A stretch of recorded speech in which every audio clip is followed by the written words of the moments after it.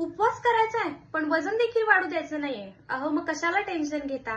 हा diet plan follow करा। सकाळी नाश्त्यामध्ये फळांचा रस किंवा कोणतेही फळ घ्या। सफरचंद घेऊ शकता, केळी घेऊ शकता किंवा संत्री घ्या।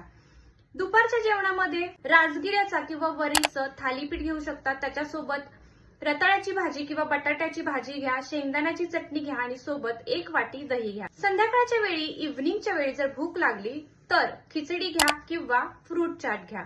रात्रीच्या जेवणामध्ये वरईच्या तांदळाचा भात बनवू शकता, ज्याच्यामध्ये बटाटा घालू शकता, शेंगदाणे घालू शकता, हिरवी मिरची घालू शकता आणि सुंदर असा उपवासाचा दिवसभराचा हा आहार तुम्ही फॉलो करा आणि तुमचं देखील वजन अजिबात वाढणार नाही।